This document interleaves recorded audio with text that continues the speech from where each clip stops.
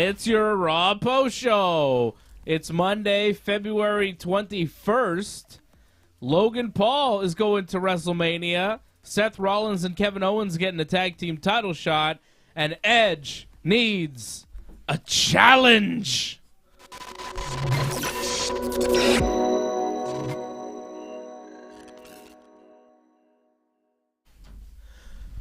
Needs a challenge. The ultimate challenge. The ultimate challenge? Wasn't that what they called Hogan versus Warrior at Mania 6? That's not what this is going to be. I wonder who Edge's challenger is going to be. What's up, everybody? What's up, Angelo? What's up, Brian? What's up, Ryan? Ryan and Brian in the house. And Angelo and Laval. Got some disappointing news about Laval tonight. It was supposed to be Ronda Rousey and Sasha Banks against Charlotte Flair and Shayna Baszler March 6th. Thank you, Anthony, for renewing your membership. Appreciate you. March 6th, it was a house show, WWE. Ronda was supposed to team with Sasha. We get a promo tonight telling us Ronda's now teaming with Naomi. And Charlotte, instead of Shayna, is now teaming with Sonya Deville. A rematch from the Elimination Chamber. Yep. That's a big step down. It's a big step down when you go from Sasha Banks to Naomi. No disrespect to Naomi. I think Naomi's great. But Sasha Banks is on another level. Mm-hmm. And it seems now like Sasha Banks is not going to be on that house show that we have tickets for on March the 6th. That was a bummer. Yeah, that was a bummer. That was a real instance of the card subject to change. Yeah, I thought it was gonna be boss time. Usually, hopefully you hope it changes for the better, but it usually changes for the worse. WWE usually makes things worse. Tonight's Raw show was not too great. I did not really like it. I wasn't expecting much, but I was still pretty disappointed because they're coming back from the Saudi show, so they're jet lagged. Everyone's tired. Just some garbage matches, house show style, some video packages. That's usually the part for the course after these kinds of shows when they come back from overseas. It's like you could feel their exhaustion. Yeah, they're tired, so they're not going to put in much effort for the TV show, and that's what we got tonight. Not much effort. Not much old, tired remnants of stuff we have left over. Brock Lesnar shows up in an old sweater and a cowboy hat, and he's celebrating. He was happy Brock, smiling, slapping fans' hands around. Slapping fans. Slapping guys in the Brock. face. Hey, you piece of shit. Slap you in the face. He can do it. He wasn't doing that. He was slapping their hands, and everybody got a handful of Brock tonight. Not really, just, some dudes. And then Brock did a little dance on the announce table. He's the new WWE champion, so he's really happy about it. He won that in the chamber. Bobby Lashley, by the way, who they say has got a concussion, apparently he's got a shoulder injury from the match that he had with Brock at Royal Rumble. That's the report that's out there that Bobby looked like he was limping out of the chamber. I don't know why he was limping to sell a concussion, but it looked to me like he had a knee injury. I don't know why they were saying concussion and Bobby kind of was selling his leg. It was really strange because in the end, apparently it's a shoulder injury that may have him out past WrestleMania, and we might not see Bobby Lashley for a while, which I find just odd the way it all went down. And now the story that Bobby is hurt and he was never even going to wrestle in the chamber, and that's how he lost his WWE Championship. And that's why Brock is the champion today, because with Lashley gone, Brock was able to just destroy everybody else, all the top stars that WWE's tried to build over the past few years. AJ Styles, who wrestled Undertaker's last match ever. Kevin Owens, who is rumored to be wrestling Stone Cold Steve Austin. Oh, no, Kevin, sorry, wasn't in the match. It was his buddy Seth, who is, next to Roman, probably the number 2 guy. Brock just ran roughshod over those guys. Nothing. Because they mean absolutely nothing to the WWE at this moment. But in the future, we're going to be called upon to believe in them And please forget the time that Brock Lesnar treated Seth and AJ like complete jabronis. But, hard to forget when you see it happening in front of your eyes. The fans are into Brock Lesnar. He starts to, God. Thank you for the memberships. They scare the shit out of me, but I love you guys for supporting the team, supporting the Ringside Report Network. People were into Brock. Brock did his promo, talked a little bit for really not very long. Not very long. Fans were chanting Suplex City, and then Paul Heyman came out, and the fans were chanting, "You suck!" And Brock decided to join in and got on the mic and said, "Yeah, you suck, you suck." It was awkward. And then Paul Heyman says, "I am the advocate for the Roman Reigns, and I definitely do not suck." And it's like, all right. Moving on, and Heyman says, "Hey, Brock, you're not even going to make it to WrestleMania. It won't be you versus Roman, even though they showed many graphics for that match. That's definitely happening.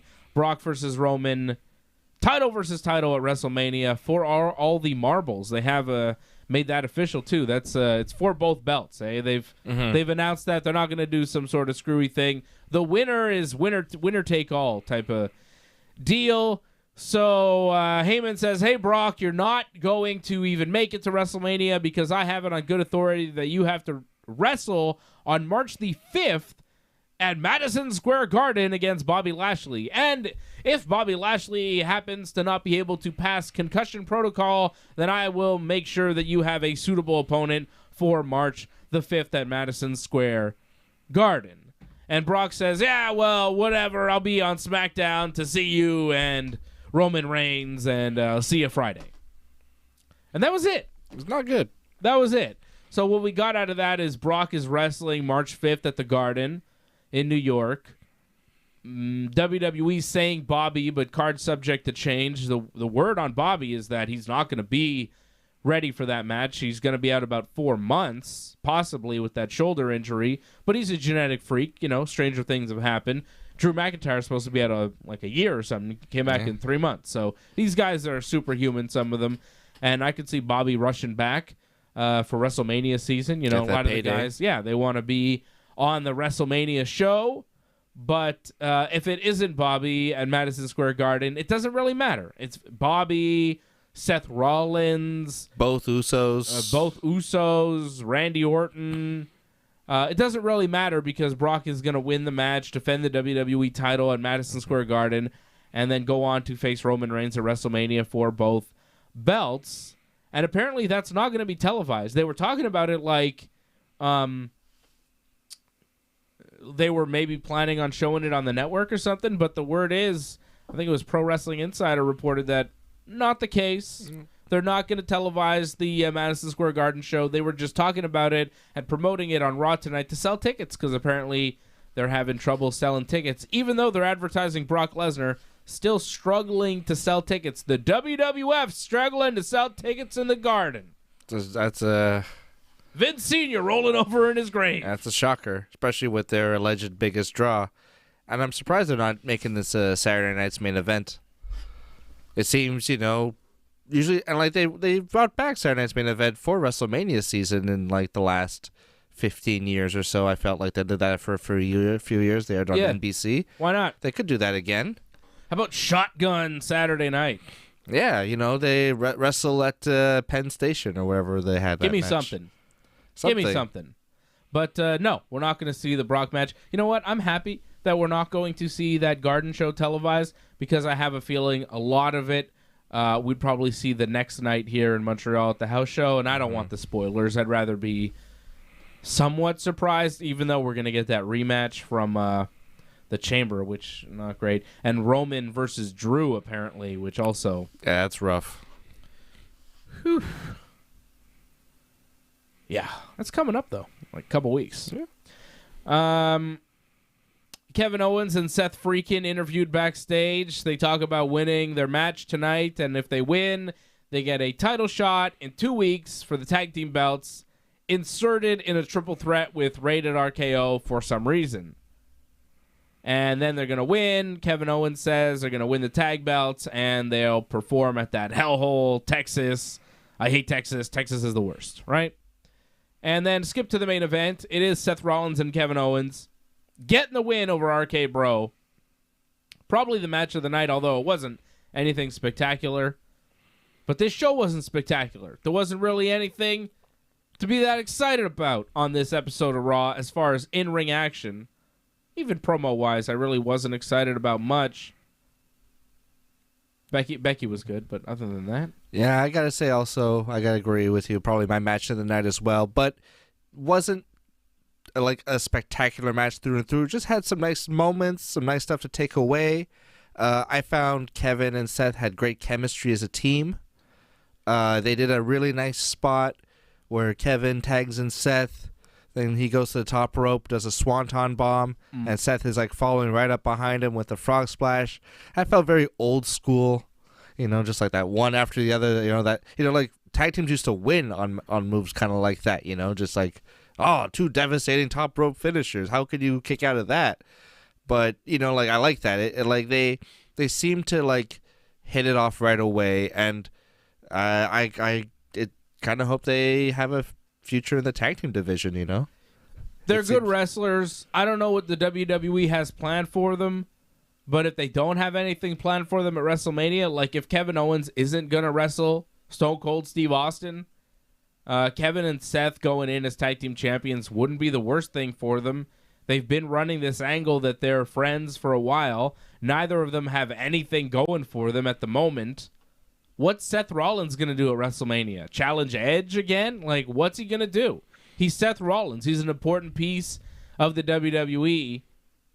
It would make sense to have Seth and Kevin, maybe Seth and Kevin versus Randy and Riddle at WrestleMania as just one of the big matches. And unfortunately, you dump Alpha Academy out of that because they're not as established, even though they're one of my favorite pairings in the WWE right now. I could see them getting dumped out of the way to have a bigger match where you have Seth and Kevin defending against Randy and Riddle at WrestleMania. That's kind of a medium-level attraction for WrestleMania. Maybe with some kind of stipulation involved. Yeah, you get tag team you kind of elevate the tag team titles in that way, too. If Kevin and Seth are walking in as WrestleMania tag team champions, it takes on a new level than, the Alpha Academy and even RK Bro was kind of a joke of a team, but if RK Bro remains a team and goes to WrestleMania and challenges again for the belts, like say they come out of this triple threat. They don't take the fall. They don't take the fall. Seth and Kevin in 2 weeks, right? It's not even next week. It's in 2 weeks. So we're talking Raw on, in March. First Raw in March, on the 7th of March, because next week will be the final Raw of February, right? So we're getting down to WrestleMania season. If you have these guys a month out in a tag team title match, all of a sudden, I could see them winning, And to add on that, I noticed tonight, as opposed to when we've previously seen Kevin and Seth, where it seems like Kevin is kind of a hanger-on, he's Seth's fan, and Seth is kind of like an above-it kind of attitude with Kevin. Tonight they felt like a team, like equals. Thank you, Uncle Leo. But it felt like that. Yeah. It felt like Kevin had as much importance and his moves had as much impact as Seth's moves. It wasn't like he was a hanger-on. He was the clear number 2. They felt like a team. So they seem legit going forward. Yeah, I feel like they could be the next tag team champions. I think them against Randy and Riddle would be a big match at Mania because Randy's a star, Seth is a star, Kevin's a former champion, Riddle is kind of coming up, and he'd be low man on that totem pole, but still he's he's up there, and that match would be something. But it was just the main event of Raw tonight, so I don't know if they do it again for the tag team belts at WrestleMania. What was this main event tonight good enough for a WrestleMania match? Probably not. No. But if you give them more to do and you put WrestleMania behind it and tag team titles. Is there a ladder match scheduled for WrestleMania yet? No. I can make that a ladder match. Maybe if you throw a few more teams in it. Yeah, but then Alpha it kind of dilutes the stardom of Randy and Seth in that match. Then they're just 2 other guys, among the pack of guys. It's a trade-off. Yeah, in a multi-man match. So I don't know. At one point I thought Randy versus Riddle at WrestleMania, And they could still do it. Mm-hmm. They could still do it. They could blow up in this triple threat. Seth and Kevin could blow up at the triple threat and maybe wrestle each other at WrestleMania too, right? I mean, who knows? Who knows what they're doing right now? I think a lot of these guys, it's up in the air. I mean, there was talk last week that Stone Cold Steve Austin was going to come back and wrestle Kevin Owens. Is that really going to happen? Until Steve Austin shows up on TV, I have a hard time believing it. And if Kevin Owens is about to team up with Seth Rollins and wrestle for the tag team titles a month out from WrestleMania, when the hell is Stone Cold Steve Austin going to come over and start this program with him? Mm-hmm. Yeah, they got to start. They got to. Why would they feel? I mean, like if he's the coming Texas back, thing, unless it's the Texas angle, that's the only kind of concept sure, with but, Kevin. Sure, and Austin defends Texas. But if Stone Cold Steve Austin, the biggest legend you could possibly get in the business right now, outside of maybe The Rock, and even then it's debatable. No, I think Stone Cold's bigger because he hasn't wrestled. Yeah, he hasn't wrestled in so long, right? But and to star wrestling power, fans, you know, yeah. the Dwayne is big, but for me and for you and for wrestling fans, I think Austin is big, right? You're going to give him, like, how much warning are you going to give us here? Like, how much warning are you going to give the general public to promote and hype up and get you ready for the return match of Stone Cold Steve Austin? Because if you're telling me 2 weeks, that's not enough. And right now, if Owens is the guy and he's booked in a match 4 weeks out in a tag team thing, you telling me he's going to lose that tag team thing and then at the end of the show he's going to eat a stunner and we're off to the races and we're going to do 4 weeks of build? And, like, are you going to do no build for a Stone Cold Kevin Owens match? Like, does Kevin Owens just go to WrestleMania, continuing to run down Texas, cuts a promo in the ring and says, you know, I don't like Texas. I've been talking about Texas. Texas sucks, and I'm here, and I don't have a match at WrestleMania, so I'm just going to sit here and make Texas just watch me until I have a match. And he's going to sit in the ring and, you know, kind of like what Austin used to do, hold the show hostage until I get what I want, right? And then glass breaks, and he's like, you want a match, son? Here we go, Stone Cold. And then we have a match. Like, that can't be it. Because that you can't just... That feels like a traditional Austin WrestleMania segment. But that's not a match. That's like a segment. That's like a stunner, maybe some like boots. a referee comes in and it's an official match. But that's not a match. No, it's a glorified spot. It's a goddamn promo. So, give me a match for real, or I mean, don't play off a promo like a match, which they might do. But if this is really a match, like if he's actually gonna wrestle and like, I'm not saying even take a bump. I'm saying hit the ropes. Yeah, to do his Austin elbow. Anything. Just, you know, get reversed and hit him with a clothesline. Fez press. Whatever, right. Gotta do if the Fez Austin's press. going to hit the ropes, bare minimum, you need a 3 to 4 week build. Mm-hmm. And I don't think if Kevin Owens is being booked in a thing 4 weeks out for the tag team titles that we have enough time to build Stone Cold. So I don't know what the hell's going on. The only thing I can think of right now is like a traditional kind of way of doing it where a week after this tag team match, say Kevin and Seth blow up and don't win and break up. Mm-hmm. A week after it, you know, like on that Raw, they say, next week, a special appearance by Stone Cold. And he comes out and he's like, it's great to be here. Everybody I knows. can't wait to go to Texas and WrestleMania is going to be great. I can't wait to see you all there. And that's the bottom line. And then Kevin Owens shows up. He's like, I'm sick of Texas. I hate you. Yeah. And then Stone Cold is like, well, then I'll see you there in Dallas, son. And I'll go beat you, you son of a bitch. Yeah. And like, you know, and it'll be like a match. Yeah. Like, I can see that. and it's just like, and like, it's not But treated that's as not like great. Stone Cold coming out of retirement, like this storied career. It's just, hey, Stone Cold's gonna be there. Yeah. Because like, don't show the age. Just be just- like, It's that's not it. that big of a deal. It's just like, yeah, it's part of the show. Stone Cold's wrestling. Why are you so surprised? It's WrestleMania. We got a whole cast of characters. Yeah. Yeah. Like, they could do it like that. It's got to be bigger than Give that. me a hell yeah. Hell I'll tell you, yeah. if Edge wants the locker room to step up and prove themselves, Edge is talking about all these guys he's beat at WrestleMania. That Edge promo was something else, right? Edge sitting in the ring on a folding chair with the spotlight, doing that whole Edge actor thing. Talks about listening to the results from WrestleMania 3 on the radio and his TLC match, and he wishes Devon well. Devon's having spinal surgery.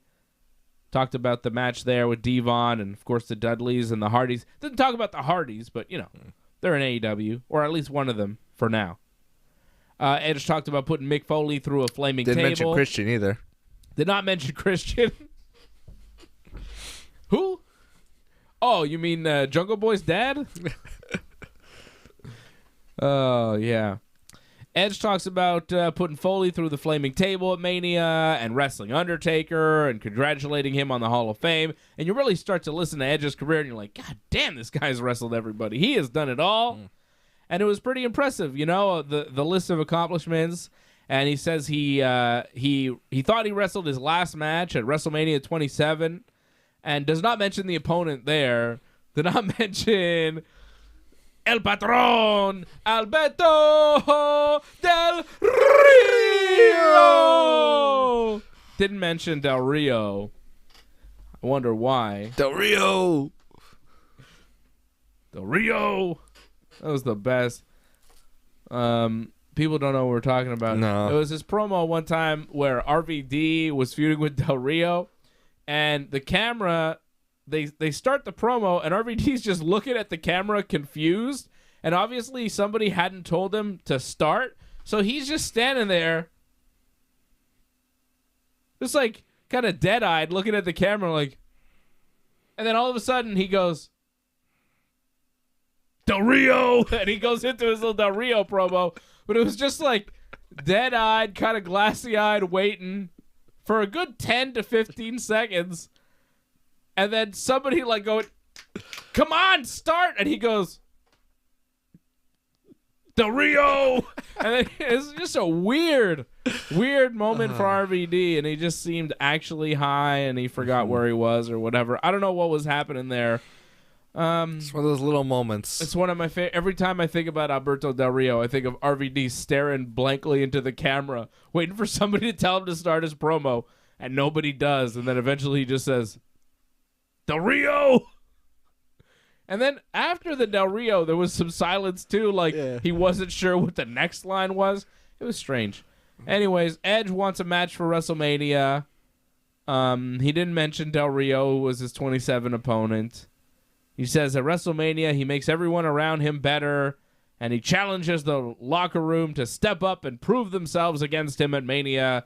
And he goes beat red, and he says some things. And he got really red. He gets really red. And the camera's like close up on him. He looked like a giant, like a grape. It looked like a Snapchat filter, just like with the zoom in on your face. It was weird. I don't know, man, this Edge, like, overacting stuff. I know he's been in some TV shows, and he's taken some acting lessons, and he thinks he's... Sidney Poitier over here. But let me tell you, brother. You're no Sidney Poitier. No. You don't cut the mustard. He's no Marlon Brando. You know what I'm saying? Like, Edge, he's good at acting for a wrestler. But, in the wrestling context, when he's just sitting there delivering a monologue and he's, like, doing his actor thing, it just comes off weird. And, he's not a good actor for an actor. He's a good actor for, like, the WWE, who have some of the worst actors in the world, it seems like. I don't know. It's crazy. I don't know. Like, you watch TV shows now with a whole new appreciation for acting because people in WWE, a lot of them are really bad at it. But also, in fairness to the wrestlers, they have to do the wrestling, too. And... their lines are given to them like that day, and they have to memorize them too, like actors. Maybe wrestlers shouldn't be acting so much, and you just let them be wrestlers and, do their own thing, and you'd avoid all that overacting. Improvise a bit. And that's why they love Edge promos, because he does the wrestling acting stuff really well. But it's not good in like an entertainment or acting sense, It's like a very low-budget action movie, which is the movies Adam Copeland does. Direct to DVD. That's it, you know? It's like... Shot in Vancouver for a couple million. It's bad shows that he's on. With Frasier. Frasier's on it for some reason because he's not doing anything and he needs the money. I gotta see money. I mean, I don't think it's any good, but like Edge and Frasier, and they try to rob a plane. Edge and Frasier? Yeah, called Money Plane. Kelsey Grammer? Yeah. That sounds terrible, but that's There's something intriguing. It's not like nobody's gonna go. You have to see Money Plane. It is extremely good, you know. But somehow, people are telling me that this John Cena show is good, so I don't know what to think. You know what I mean? Because I see John Cena in WWE, I'm like, this guy is terrible. He's not a good actor. But you know what? You see him on TV in these shows, and he's not a good actor either. No. You know who else is not a good actor? And I'm going to say it because it's goddamn true. The Rock is not a good actor. You know what I mean? Like, The Rock, a good actor, is somebody who loses himself in the role, and you kind of forget that they're that person no matter how famous they are. Like, you know who's a good actor? Brad Pitt, okay? Brad Pitt is a good actor because a lot of times he's just goddamn the character in the movie, and you forget he's Brad Pitt. Because he's that good. Burn After Reading. You know who's a good actor? Leonardo DiCaprio. Willem Dafoe. I watched that, what do you call it, that shitty Netflix movie Don't he did. Look Up? Yeah, I watched that movie, and it wasn't a good movie. But he was really good in it because he played this, like, schlubby scientist dude, and you believed it. You bought it because he's good at acting. Dwayne is Dwayne in every fucking movie he does. Because Cena is this version of Cena in every movie he does. Just because you make money in movies doesn't mean you're actually good at acting. And now the WWE's figured out, like, well, we can make them action stars, and that means that they're actors, so let's have them act. And it's like, no, man, that's not what they're doing. It's not what they're doing. Dwayne's problem is he has too much control over his movies. So he doesn't want you to forget he's The Rock. Ugh. Like, in his movies, he'll pull out his, like, tequila brand like... Because that's what he does now. Yeah. He makes movies where he plays himself, and that's, like, a brand. Sinatra did it for a long time, and he did well. Like, a lot of people did that. I think Elvis made movies where he basically played himself in every movie. Schwarzenegger Schwarzenegger does Unless that. Unless it was James Cameron. Sylvester Stallone. Like, a lot of these guys, they play themselves in different incarnations, slight variations, different name, but basically I'm big and it's funny when I do things that a big guy wouldn't do. I'm taking care of children? Yeah, but, eventually. Yeah, well. It's like Steven Seagal was popular, but he wasn't good at anything except for being a sex pervert. But that's a different situation. Not the Rock situation. But he's not a good actor, No, right? he's not. And Edge is worse. Much worse. Which is, but he's a great wrestler, and he can cut a promo. Like, I'm not saying he's a bad promo, but he's a bad actor. And tonight it wasn't a promo. Because he didn't talk about anybody in particular. He didn't mention a potential opponent for WrestleMania. He just hyped WrestleMania and how much he likes WrestleMania and he wants to wrestle somebody at WrestleMania. And he just did that acting thing with the pauses and the beats and the I want a challenge, Why is he so mad? Like he's doing like a bad Jack Nicholson impression, like. I have never seen a guy get interviewed like a fighter in the UFC. And people are like, who are you going to fight next? I don't know. I'm going to fight somebody. Like, can you imagine Israel Adesanya after beating Robert Whittaker? What's next, Israel?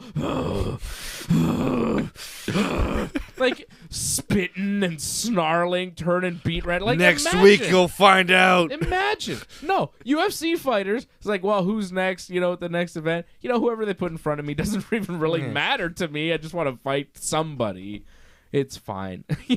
Like some guys are like, hey, I want to get this guy, and you cut a promo, but Edge comes out and he's like, I must fight someone. I'm a maniac. And then the next week he's like a family man with his wife and kids. Like, what the hell is this guy? Who is this man? And there was no resolution. Like, nobody showed up.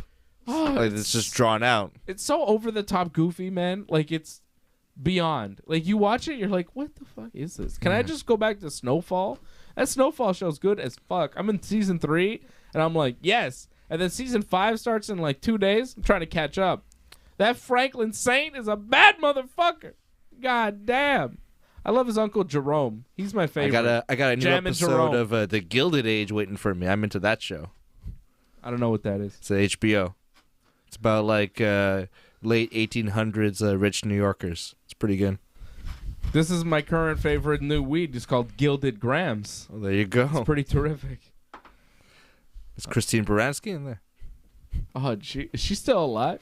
She's in The Gilded Age. Respect. She's pretty good. Christine Baranski was very, very famous for like 2 years in the 90s. I remember when like Christine Baranski was like in everything. Yeah, she was in like all the movies. And she was winning like, all the awards. She her. was in that Sybil show. Do you remember that show with Sybil? And I think it was called Sybil. Yeah. And she was in it, and she played like the bitchy lady, and like she was in a lot of shit, and she was in the Birdcage. Birdcage. She was in a lot of shit. Christine Baranski was like mad famous. Solid. For like 2 to 3 years in the 90s. She could do no wrong. And then she disappeared off the face of the like earth. Broadway and this stuff. is the She loved first Broadway. time I've heard about Christine Baranski since about 1998. All right? This is crazy. She's killing it. Did she kill Robin Williams? Is that what happened after the Birdcage? No. And Armand. you didn't hear that conspiracy theory, brother? I don't want to start it on YouTube. I'm gonna Actually, get kicked off. you know who's on tonight's episode of The I'm Gilded joking. Age? I'm joking. Rest in peace, Robin You Williams. know who's on tonight's episode of The Gilded Age? Nathan Lane. Oh! It comes full circle. Speaking of someone you haven't heard of from 1997. Nathan Lane, she needs to watch out because in the Birdcage, he didn't like her too much. No. All right. Oh, that's such a good movie. Tremendous movie. If you guys haven't seen the Birdcage, you guys are missing out. Robin Williams, Nathan Lane, Gene Hackman, Diane Wiest, and of course, the great Hank Azaria. Yes. Tremendous. I get those Tremendous. spectacles. So good in that movie. Hank Azaria. And Callista Flockhart, of course. Yes. Never forget. Mrs. Harrison Ford. She's still married to Harrison Ford? Yeah. They've been married for like 20 years or something. Is Harrison Ford still alive? Yeah. He's doing shooting Indiana Jones 5 right now. Like, constantly crash a plane? He's done it a couple times. He's crashed twice, right? Yeah, like he did like a nosedive on a golf course a couple years ago. That's a He crazy survived. dude. He was like 78, like survived. How do you survive a plane crash at 78? He's like trained in like mountain fire rescue. Whoa. Like he's like there's been a story where a guy is like trapped on a mountain in like a forest fire, and like Harrison Ford is like drops a ladder down, like, "Come on, kid." He's one of those guys that took Indiana Jones. He took his movies too seriously, and he like probably did training to try and pretend to be Indiana Jones. That's what these guys do. They do a movie for like 3 to 6 months, and then they make tons of money, and then they're like, "What do I do? I'm gonna pretend to be that guy in the movie. He seemed pretty cool." And then they pretend to be that guy, like Tom Hanks. You know, he's always trying to pretend to be the guys. You know, he went to space for Apollo 13. He starved himself for Castaway. Oh yeah, he lived on an island. He did a lot of stuff for Castaway. Did he actually starve himself? Well, he lost a lot of weight, and like I heard spent a lot of time alone when he was on set. I heard for the movie Philadelphia, he actually got AIDS. Nah, that's not true. He probably lost weight though. Shit. No, that's a good movie. That's too. Imagine you're that method. You're like, oh, fuck, I have to. What are you gonna do? I'm method. Yeah. What the hell are we talking about? Acting. Yeah, Edge. He's not method. Yeah, he's not Tom Hanks. Edge ain't no Tom Hanks. I'll tell you that much. Edge ain't going to space.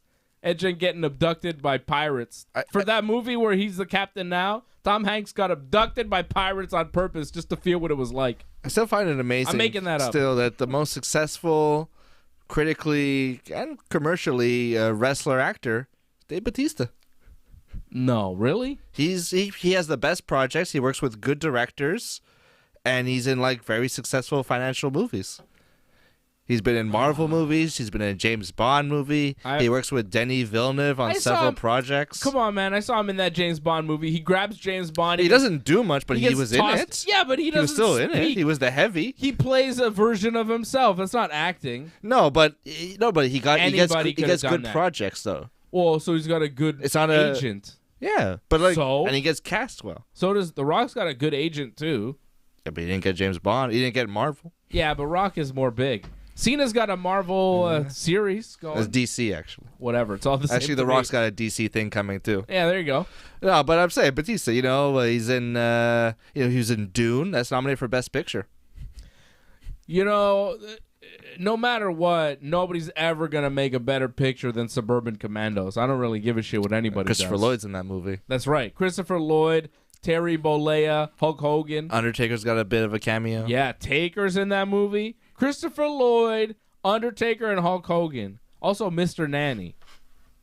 What about Three Ninjas, High Noon at Mega Mountain? Oh, yeah, that was good, too.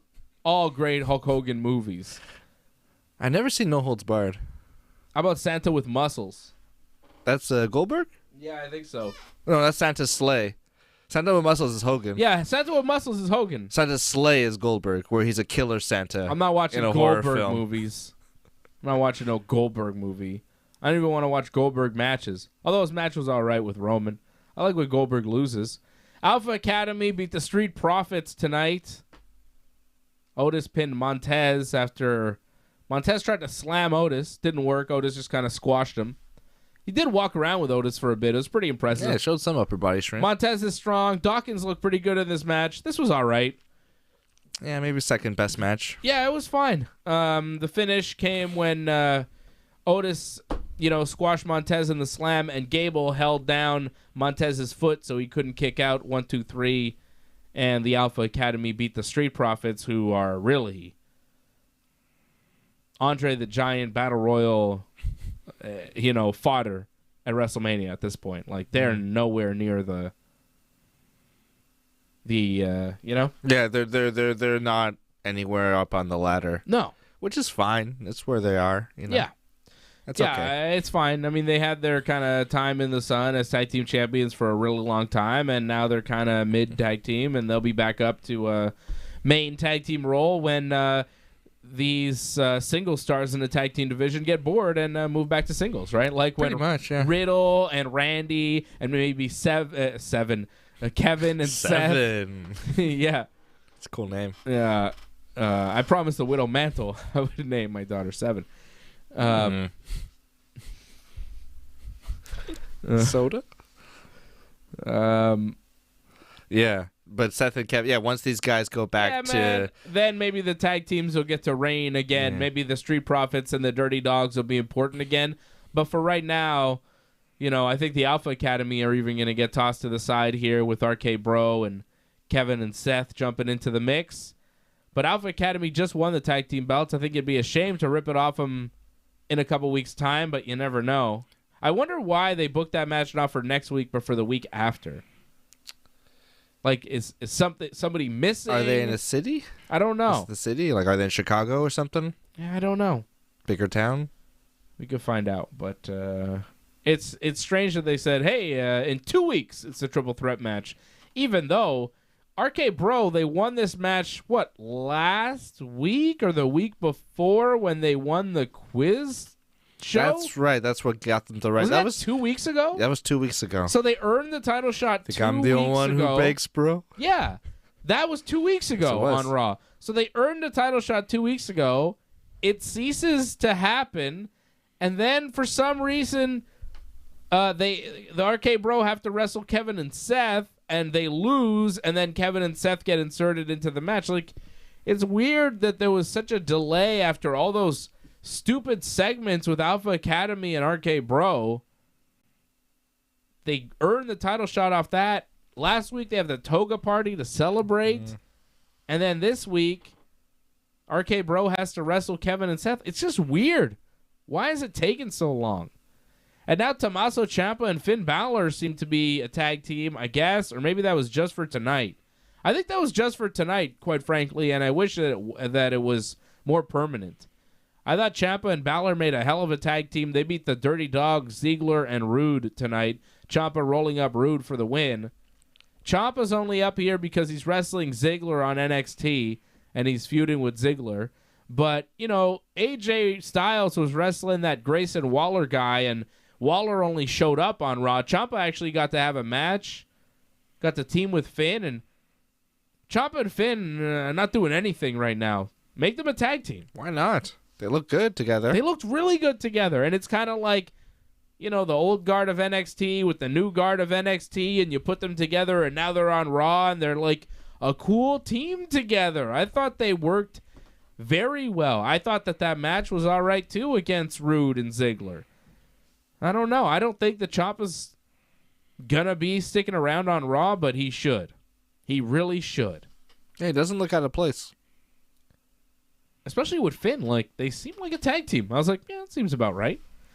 And then we have The Miz. Oh. Yes, Angelo, I saw Undertaker, of course, going into the Hall of Fame. Couldn't miss it. Couldn't miss that, Angelo. No way I missed that because I watched SmackDown and they showed me that like 5-minute video package and I was into it with the Metallica and the Undertaker highlights. I thought it was cool on SmackDown. And then, when they showed it on Saturday, the very next day at Elimination Chamber, I was like, yeah, this is all right. The music's good, but I might go do something else. And then they show it again tonight to kill another segment, and I had enough. I was like, all right, I get it. And guess what? It's not the last time we're going to see it either because they spent some money on that Metallica song and that video package, and they've shown it 3 times, SmackDown, Chamber, and tonight on Raw. And, yeah, I'm done with that video package now. It's like, you see it once, it's cool. You see it twice, it's not that cool. You see it 3 times, you never want to see it again. Well, hey, we need to be reminded. Undertaker is Cool Hand Luke. He's Cool Hand Luke. Whatever. I haven't seen that movie. I think it's about a guy on a prison chain gang, so I don't know. Who was in that? Paul Newman? The guy from the Vinaigrette. Yeah. God bless. The Miz cuts an in-ring promo. He talks about he's got a tag team partner to come and help him with the Mysterios. And he says it's going to be somebody dashing. And people are like, oh, he's teasing Cody Rhodes. But, of course, that was just a tease because everybody knows that Cody's coming back and nothing's a secret anymore and everything's just out there. And, hey, let's tease it before he actually shows up. And then Rey and Dominic Mysterio show up, and Rey says, oh, nobody's going to tag with you. Nobody can stand you in the locker room. And I'm like, nobody can stand him here on my couch either, Rey. Rey says Miz's WrestleMania guest can go back to where he belongs and leave the WrestleMania moment to someone who deserves it. And I'm like, yeah, like a wrestler. How about that? I mean, that's fine. That makes sense to me. But maybe you should take that same advice, Rey, and keep your son at home. You know? Like, Rey's coming out here saying, hey, a guy that's more deserving should get a spot here at WrestleMania. And I'm like, yeah, but your son's there standing right next to you. And, like, he's not cutting shitty promos. Yeah, he gets to talk and wrestle a lot. He's getting a paycheck. Like Johnny North. You know what I mean? Johnny North isn't making WWE money. And he's a million times the wrestler that Rey's son is. You know, like Johnny North is so much more believable. He's so much more deserving of the spot. Like, you want to talk deserving of a spot? My man John is way more deserving of a spot than goddamn Dominic Mysterio, but Rey is going to complain about Logan Paul.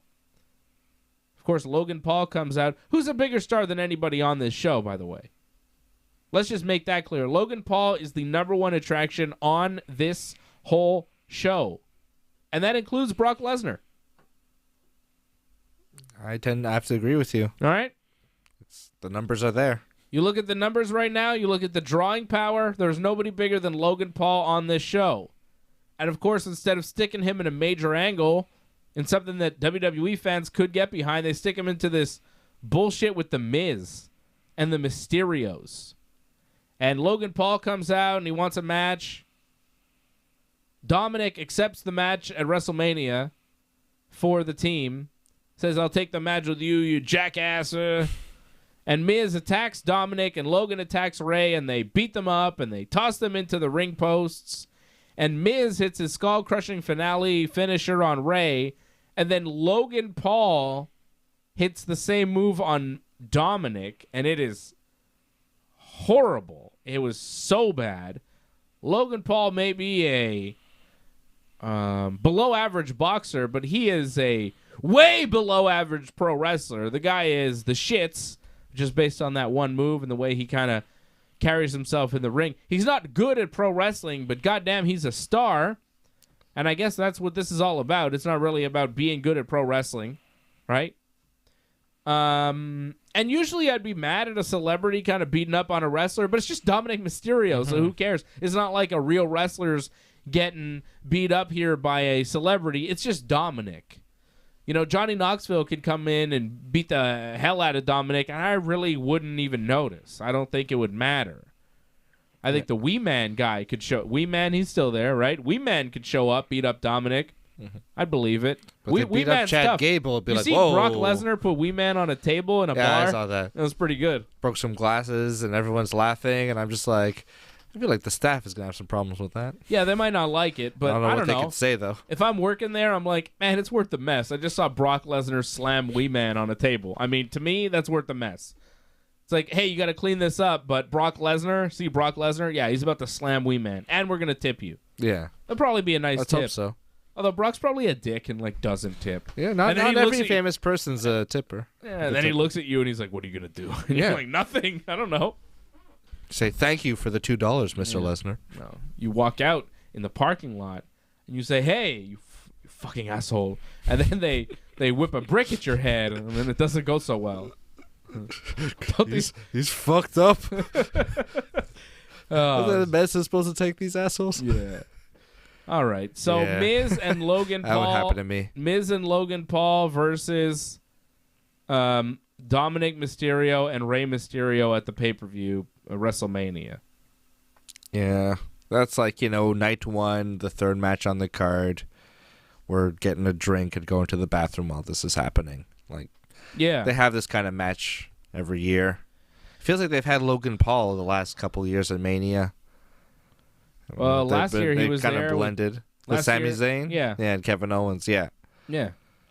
I mean, whatever. It's just, I don't think it's a great usage of Logan Paul. I think last year with Sammy and Kevin, it was much better the way they slotted him in. Here with a match with The Miz and Ray and Dominic. It's not like Dominic can carry Logan Paul through this. And Miz isn't a great coach. And they're trying to replicate the Miz and Morrison versus Bad Bunny and Damian Priest that worked out. The thing is, Damian Priest and John Morrison are there, and they can kind of help. And also, Bad Bunny, showed up. I don't know if Logan Paul is going to show up. I really don't. Judging by tonight, he looked very clumsy. Like when he tackled Ray, like he fell on him. It looked very bad. Yeah, it was awful. And the Skull Crusher finale, like it was just like very stilted, just had no fluidity. Like he makes The Miz look good. I mean, The Miz is better than Logan Paul, but like The Miz is awful. The Miz has been doing has the same motions that he's been doing for the last 10, 15 years. Like he has no change, but like The Miz looks like a wrestler compared to this guy. Yeah, but that's saying something. Yeah, and like if that's what you're there for, that's not good. Well, no, that's not what he's there for. He's not there to make Miz look like a good wrestler by looking terrible in comparison. He's there for, as Will Raleigh Sport is from the UK. Hello, Will Raleigh. Thank you for joining us. Says Logan Paul has a big social media following. That's it. And that's really what it is. He's a big, big star. And, making a point about Dominic Mysterio as well, Will Raleigh. He should wear a mask. I think it would be better. It would hide his, baby face, because he's got the baby body mixed with the baby face. If he just had the baby body and, a cooler mask face, it might be more passable. But, yeah, is Dominic really the same age as Sammy Guevara? If they are the same age, I mean, that's just, it shows you how far Sammy is compared to Dominic Mysterio. I could see that being Dominic is nowhere near. Yeah, Dominic is 24. Is Sammy really 24? Is he only 24? No, he's 28. Sammy's 28. So looks young. Yeah. But, you know what? My man MJF is 25. And he's killing it. MJF is a year older than Dominic Mysterio, and he is having probably feud of the year with CM Punk right now in AEW. and he's going to be a future world champion. Like, yeah, I mean, it's not really fair to compare Dominic and MJF, even though they are in the same age group. Dominic is, going to be a mid-carder at very best for his whole career, unless he adds another 30 to 40 pounds to his body. MJF is already a main eventer. Yeah, and Dominic, with all his resources and advantages, should be ahead of MJF. You'd think. Yeah, I mean, I'm sure he's had, private tutoring sessions with MJF is not a poor. No. Okay? He's from Long Island. But he's not in a wrestling family. He's not a poor. He's not from a wrestling family, though. He's not mid, No, but he's not, he didn't grow up disadvantaged. He's not a disadvantaged youth. No. But neither is Dominic Mysterio. But MJF probably grew up with his father around. Whereas Dominic probably not, because of the wrestling business, right? That's true. Certain advantages and disadvantages. But for training, he definitely has to step up, and also access. I mean, yeah, of course. His position now. MJF is a million times better than Dominic Mysterio, and it's just the way things are sometimes. He's a riches to riches story, MJF. Yeah, he's a riches to wealthy story, I think, because he's going to be a wealthy man one day. Brian Firth dropping a super chat asking, "Has my order shipped?" Yeah, I think it has, Brian. I got an email from that. Yes, Brian, your order has shipped. I think there's a T-shirt your way that is shipped. I don't know if the whole order has shipped, but the T-shirt is coming your way. I think it's coming next week. And he says, "Who do you think Edge will face at WrestleMania?" I'm hoping for AJ Styles. Yeah, we should kind of take a shot at that. I'm hoping for AJ Styles too. I think AJ and Edge would be the best case scenario right now. I don't really know who else Edge could face at WrestleMania outside of somebody crazy like a Stone Cold or something. But I think Edge and AJ Styles would be great. I think AJ is one of the top guys in pro wrestling and deserves a big match. Edge is an attraction for WrestleMania. I agree, Brian. I think that is the match to make. It's red meat for, the work rate fans, It's like, oh, Edge and AJ, that gets them excited, for like, oh, it's a good wrestling match, Yeah. It's like but it could be Omos, You want a challenge? Here's the Colossus Omos. I don't think so. I mean, he's not ready for it. Omos is not getting pushed. Where's Omos? Was he at Chamber? I think they gave up. He was not. He should have been. I think they gave up. He wasn't in the Chamber. AJ Styles is in the Chamber. When AJ and Omos broke up, AJ lost the match. Where's Omos been? He's had a couple squash matches. Wasn't on Raw tonight. He's been in and out. They may have given up on Omos. I'm telling you. Let's hope so. He's not great. No, obviously. But I'm saying WWE would like to put him in that thing. It's like, oh, Edge, how can he? He said he wanted a challenge. Here comes the ultimate challenge. If they're smart, they send him back to NXT to be a monster. He's green as grass. Send him to NXT with everybody else that's green. And he'll look huge, of course. And, he'll look huge in any room, really. But he'll look like a star as well because he has that former tag team championship with AJ Styles. He has that run. Yeah. AJ is the obvious choice, but I wouldn't put it past them to try and just put someone who doesn't belong there. They like to do that. They like having those matches, Fandango against Chris Jericho, Great Khali. Yeah, but I honestly, if you look at Omos, I think best case scenario for him this year's WrestleMania would be winning the Andre Battle Royal, which I think he probably should. Yeah. They are having the Andre Battle Royal. I would guess so. I mean, do they have enough guys? Yeah. NXT guys. It's like the Rumble. Tag team guys. Yeah. They'll throw anybody Parade in of jabronis. Parade of jabronis. Speaking of Andre, look at this piece here. Oh, baby. I know Doug's going to like this. Hey, Doug. Yeah, Doug asked a question. He says, is mid bad? My youngest called me a mid hockey coach. Yeah, mid is bad. Mid means like you're mid of the pack, kind of, not so good. When you say mid, it's an MJF thing, and I think other people are saying it now. I'm not sure if it's like a thing that the kids are saying that MJF is saying, because I'm not really in touch with the youth of today, because like you, Doug, I'm an old dad, and I don't really know what's going on anymore. But I don't know if mid is like a popular phrase that like started in culture or MJF started it, and he's popularized it somehow. I don't really know what's going on It there. is hard to tell. Yeah. I want to say MJF crit because you think mid-card. It's like it has like a context to it. But I've seen other people say mid that aren't have nothing to do with wrestling, and I'm like, is that from MJF or I don't know. But yeah, mid is bad, Doug. Also, Doug, memes happen. Yeah, wrestling things happen. Like the John Silver meme that's happening right now. Yeah, people don't know who he is and they're sharing it. The John Silver and Anna Jay meme, and also when the Yes thing went going. A lot of times things jump outside of wrestling. This is a new Andre figure I just got. A Princess Bride, gigantic Fezzik. Look at this bad boy. Oh my goodness. This thing is huge. Huge, Andre. Good movie. Goddamn beautiful. Rob Reiner film.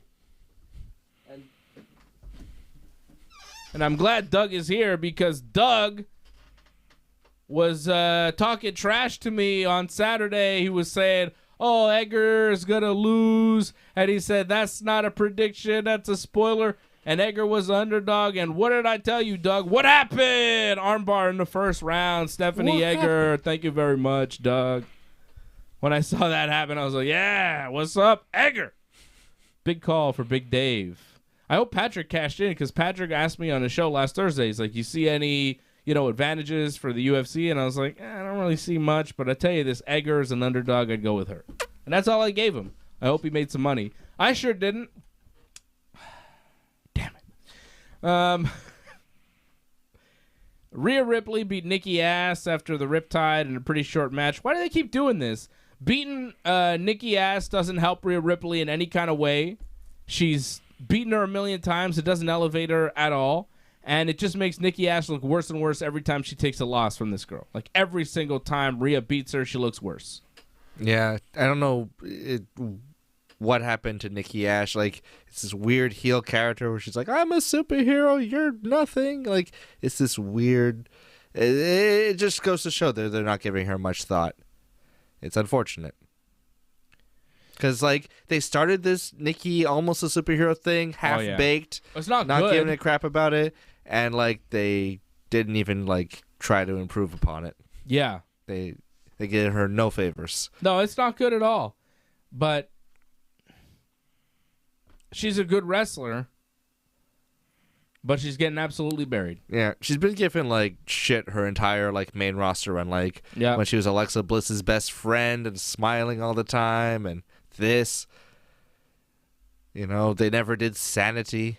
She'd be somebody that would be great in AEW to just be herself. Just be yourself, be Nikki Cross, whatever. You're in AEW, and you just go out there and work. Because she can work her ass off. She's a tremendous wrestler. Imagine her versus Thunder Rosa. Yeah, she can bump like one of those no DQ kind of AEW hardcore women's matches that they do. Nikki Cross would destroy in that. The first time I saw Nikki Cross and was really impressed was in I think it was a last woman standing with Asuka at NXT, and it was unbelievable. The vertical suplex from a ladder through a table. Yeah, off the top of a ladder through a table, and Nikki was taking it. Nikki took everything in that match.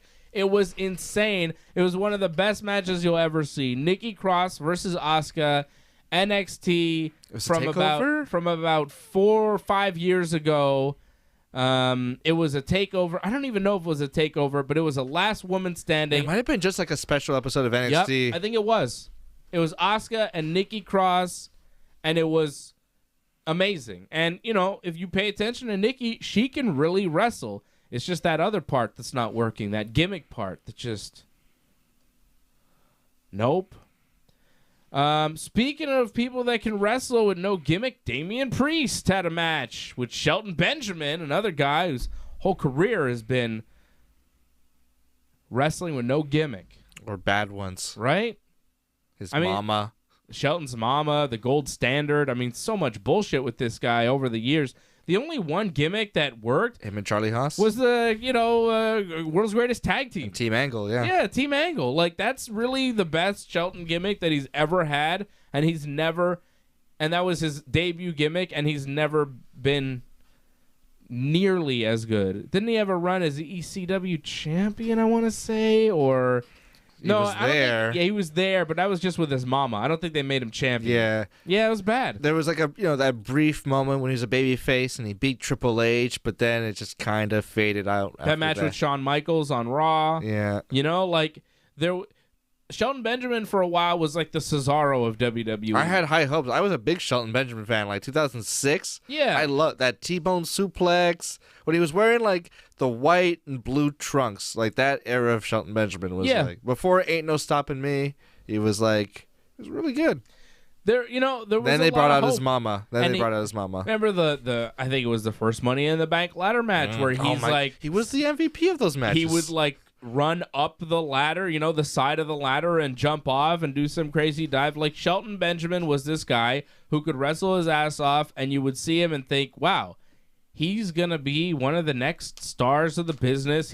But the promo and the gimmick never got figured out, and here we are. Still got a job, right? Still got a job. Still wrestling on Raw like 20 years later. He's still on TV. Still looks great. Still can wrestle, but,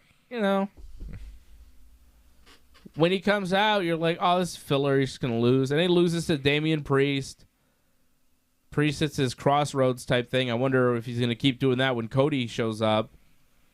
Priest cuts a promo after the match about wanting a real challenge. Finn Balor comes out and says, well, I'm going to wrestle you next week for the belt. Okay. Double booked Finn Balor. Finn wrestles in a tag team match with Ciampa and then comes out for a promo. A lot of Finn. I wonder if he beats Damian Priest next week for the U.S. title. I want to say no. Priest has held it for a while. The run's been kind of weak. It's been a very long run. I mean, it would make him snap if he lost the title, but then they have a rematch at WrestleMania. Could happen. But I'm going to say Priest hangs on for some reason. Yeah. I don't know. I don't know. I don't believe in Finn anymore. I see a comment from Doug. He says, how do these wrestlers not have good gimmicks? There's a million things to try. I mean, Doug, how come you haven't written a hit song? There's a million songs to sing. You know what I mean? It's like, we've all had heartbreak. You got to put that recipe together. You know what I'm saying? It's not easy. It's catching lightning in a bottle. It's not easy to figure it out. Look how long it took a guy like Stone Cold Steve Austin with the Hollywood Blondes and all of that stuff, and it never quite worked out. And then, it took Stone Cold and all that and going bald, and certain things had to happen to get that recipe right. And it's not easy. It's not so easy as, well, I'm going to come up with a killer gimmick. It's like, well, it doesn't always work, right? And the performers are not always apt to make it work. I've heard Shelton Benjamin is a very funny guy. I forget who I heard. Yeah, there's a lot of Shelton rib stories on shoot interviews. Yeah, people love Shelton, and they say that he's one of these guys who's just really funny and really entertaining backstage, and everybody loves him, and it just never worked out in front of the camera. I've also heard Shelton Benjamin has a huge penis. Huge. The Good Brothers talk about it on their podcast all the time. They couldn't stop talking about Shelton's penis on a couple of their podcasts. So that's also a reason why he's famous. Hell of a wrestler, entertaining guy, hell of an amateur wrestler, huge penis. God bless him. Reginald. Can't make it work promo-wise, charisma-wise. Reginald must not have a huge penis. Dana Brooke wants nothing to do with him.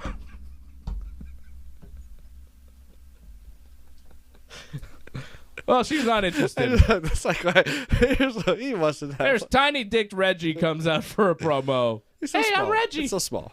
Hey, it's me, Reggie. I'm a 24/7 champion. I beat Dana Brooke to win about. Flip around. I'm in the women's division. Hey, guys. And then Dana Brooke comes out in her Saudi Arabia gear that she didn't get to wear, so she's like, fucking, I'll wear it on Raw. She's covered up head to toe in one of these, like, full body suits. It looked like she was ready to wrestle in Saudi Arabia, but they're like, nope. So she's like, I'll just wear the gear now. Pay $2,500 for this. Yeah. And then Reggie starts cutting a promo, and the crowd is wetting him, and I'm like, what the fuck are they doing on TV right now?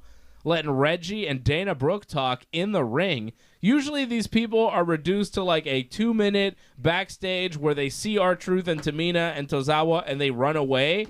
This was like, oh, Dana, I beat you for the 24/7 title last week, and I feel really bad about it, and we were friends, and I thought we'd take our friendship to a different place, and da-da-da. And then I feel so bad, so let's get a referee out here, and a ref comes out, and Reggie lies down for Dana, and you think Dana's going to pin Reggie, and he kicks, and Reggie kicks out at 2. And then Reggie's like, okay, Dana Brooke, do it again. And again, he kicks out at 2. And then to get the win, Dana kisses Reggie, and she kisses him and pins him down with, I think, boobs to chin and mouth to face. I don't know what was going on there. It was strange, but all I could see was Dana Brooke's, like, extensions, just like the top of her head. You saw these, like, big chunks of tape in her hair that was just taping hair on her head. It just looked strange. And then when Reggie came up from the kiss, he looked like Sammy Sosa because all of a sudden he's white. And goddamn, because Dana Brooke's makeup rubbed out on him. You've seen Sammy Sosa lately. Sammy Sosa, that's a nugget. That's what Reginald looked like to me. Reginald looked like he's about to bring baseball back. This motherfucker. We should all bless Sammy Sosa. That guy saved the game of baseball, and everybody wants to forget he exists. People want to act like he's white now. He's not. He's Dominican, all right? Corked his bat. What? Did he? So what? He corked his bat. He corked his arms. Goddamn, he made baseball fun again. Him and Mark McGuire. Yep. Who cares? Sammy Sosa was so cool.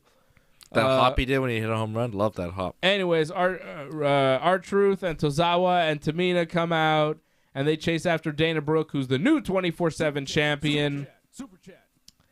And then Tozawa got caught by Tamina, and then because Tozawa, Reggie dropkicks Truth, and then Tozawa jumps out, and Tamina catches him, and they look like they're gonna kiss. And Tozawa looks like he wants to kiss Tamina, and Tamina thought she was gonna kiss Reggie because there's kissing going around.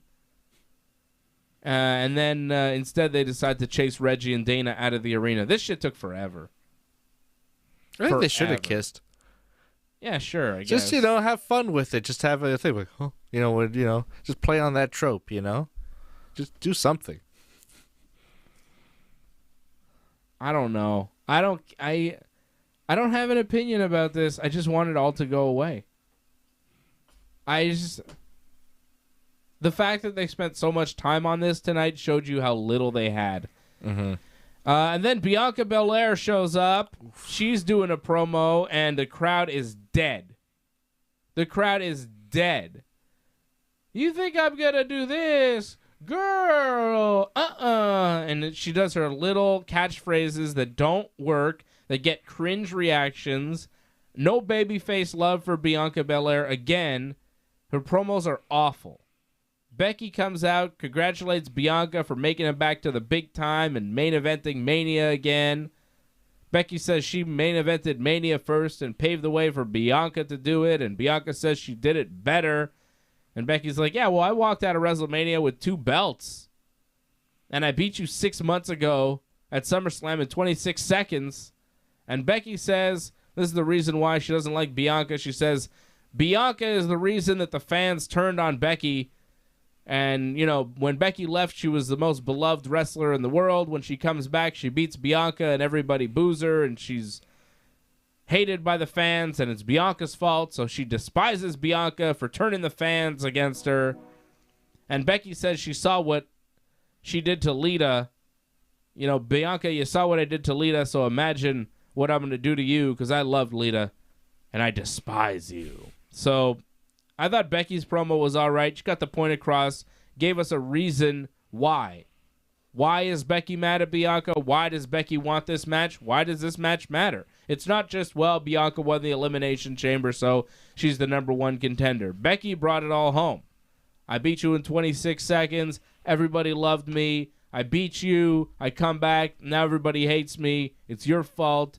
I'm going to beat you and show everybody that I'm the best, and maybe they'll love me again or whatever, take my anger out on you. I'm not really sure what it's going to resolve with the fans, but I think the fans are just going to cheer Becky because she's the babyface. And Bianca is just getting no reaction, and Becky comes out to pops. I mean, she does get booed for some of the things that she says, but the immediate reaction for Becky is cheers. And if she doesn't talk at WrestleMania and just wrestles against Bianca, it's going to be Bianca coming out, pop, Becky coming out, pop, and then we'll see who the fans like the most in the building on that night. But it gets awkward with Bianca sometimes on the microphone. Hell of a wrestler, hell of a look. She's got a lot going for her, but you put her in a microphone by herself with these lines and these catchphrases. She doesn't hit the lines right.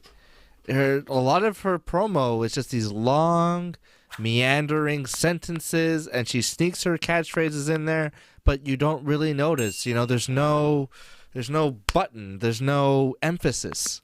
It's just like she's just like it sounds like she's always telling the start of a joke.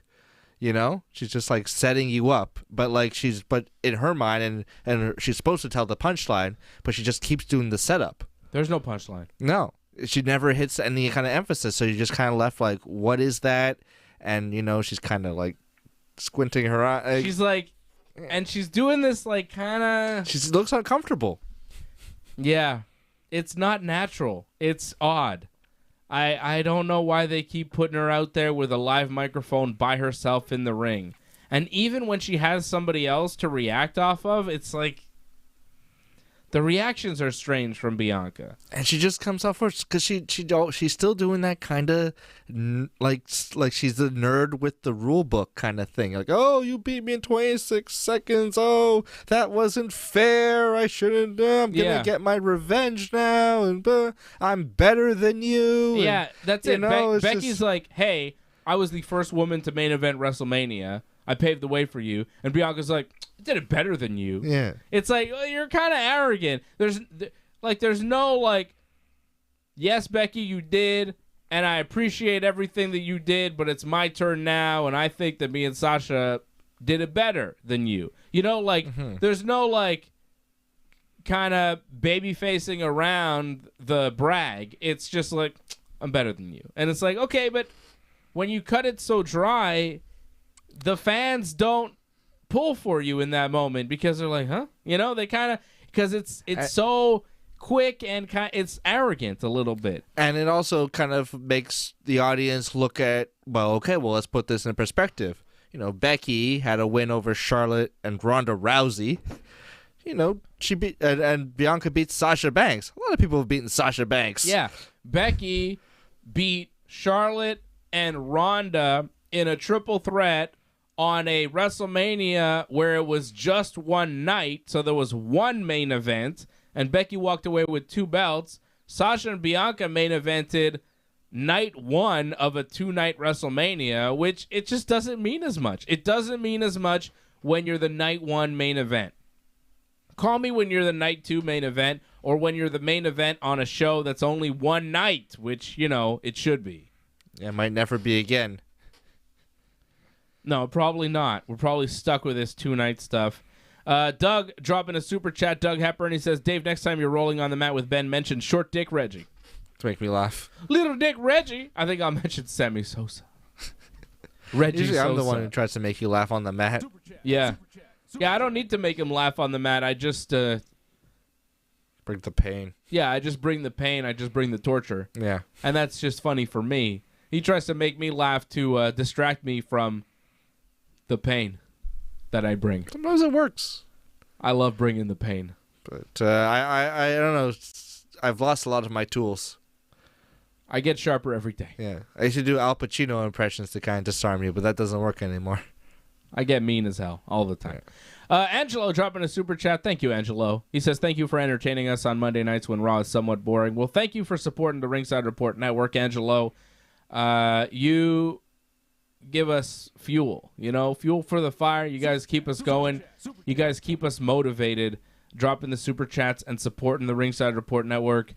It's very much appreciated,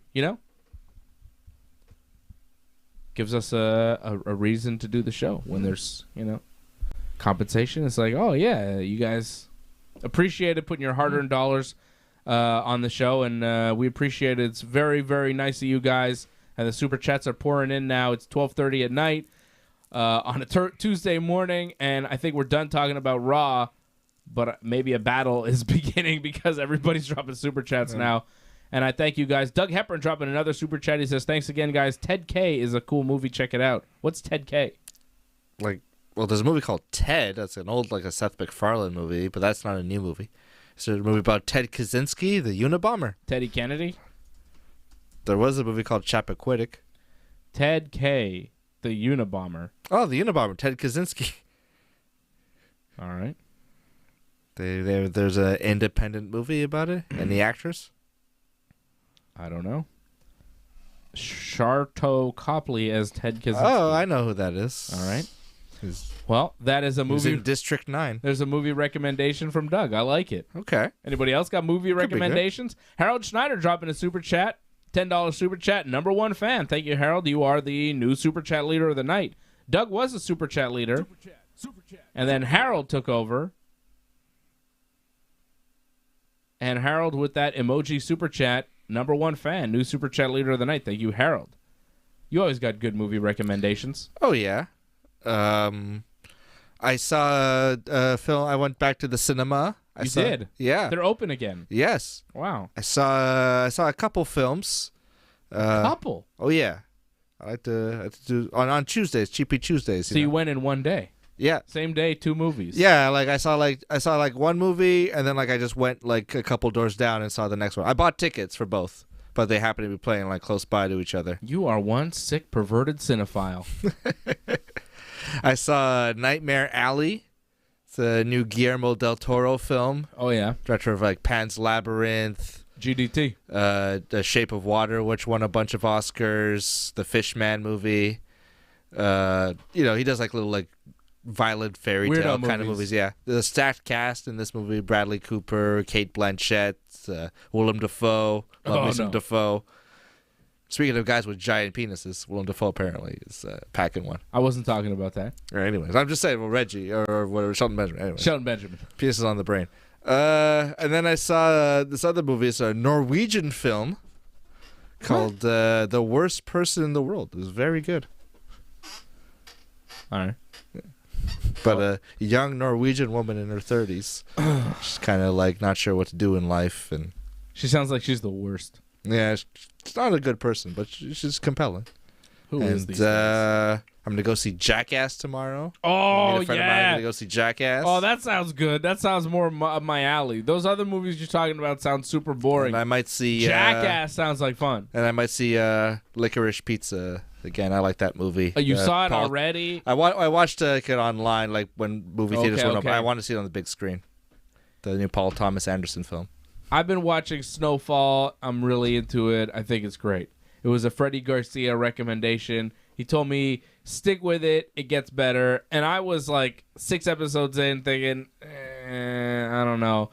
But towards the end of the first season, it really picks up. And then second season, it just goes right through. And now it's it's crazy. There's a bunch of seasons. I know when the show started, it was on FX. And I tried to watch it, but I never was able to find it, and I didn't record it, and then I didn't have it. But now it's commercials, yeah. It's on Disney Plus, so I could stream the whole thing, and I've got 4 seasons of it to watch, and then the new season comes out in a couple of days on FX, so I'm excited about that, because that's a new show for me that I'm getting into, and it's good as hell. About, dealing cocaine and crack and cocaine in Los Angeles.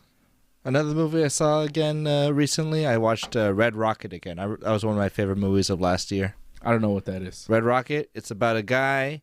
He's a former porn actor. Oh, yeah. And he kind of he busts out and he heads back to his small town in Texas and tries to kind of make himself again. And he's back on the hustle. It's a very good film. We watch different things. We watch very different things. But we watched the same Raw episode, which we watched tonight here. And thank you for joining us here on the show. So to recap, Logan Paul and The Miz versus the Mysterios, official for WrestleMania. Edge is searching for an opponent. Will it be AJ Styles? Who knows? Dana Brooke is the new 24/7 champion. Will we see a new U.S. champion next week? Finn Balor will take on Damian Priest on Raw for that U.S. Championship. And Seth Rollins and Kevin Owens earned themselves a tag team title shot. They'll take on RK Bro and the Alpha Academy in a triple threat tag team title match in 2 weeks on Monday Night Raw, and we will recap that match for you and next week's Raw and all the Raws as we do every Monday night here, 11 p.m. Eastern Time after Monday Night Raw. I'll be back here Wednesday night after Dynamite for the AEW Dynamite recap, and then, of course, Thursday night, 8 p.m. Eastern Time for Ringside Report MMA. We've got Islam Makhachev fighting on Saturday. I'm very excited about Islam. Again, I'm a big fan of Islam Makhachev, so I cannot wait to see him fight Bobby Green on Saturday night, and we'll preview that on Thursday night, 8 p.m. Eastern Time, right here on Ringside Report MMA, and then, of course, Friday night, 10 p.m. Eastern Time, right after SmackDown with Johnny North to recap everything on SmackDown for Wrestling Uncensored. And that's it. Thank you to Harold Schneider. You are the Super Chat leader of the night. Thank you, Angelo Contagonis. Thank you, Doug Hepburn. Thank you, Brian Firth. Thank you to all the members. Thank you to the Super Chatters. We appreciate you guys. Harold is the leader tonight. Thank you, Harold. Super chat. Uh-oh. Something else just happened. Oh, Angelo's the leader. Thank you, Angelo. Jumping in at the end. Thank you, Angelo. Appreciate you. Great show, guys. Catch you tomorrow for Dynamite. Yes, indeed, Angelo. We will be here Wednesday night, 10 p.m. Eastern Time for the Dynamite post-show. Thank you, Angelo, for supporting the Ringside Report Network. If you are not a member yet, go to join.ringsidereport.net, join.ringsidereport.net to become a member, and you'll be able to call in. If you want to call in and offer your thoughts, you can call in as long as you are signed up $5 a month and you are a member of the Ringside Report Network. You can be part of the show as well. Like the video, subscribe to the channel, and I'll see you again after Dynamite. Thank you, Angelo, Super Chat leader. It's the Ringside Report Network.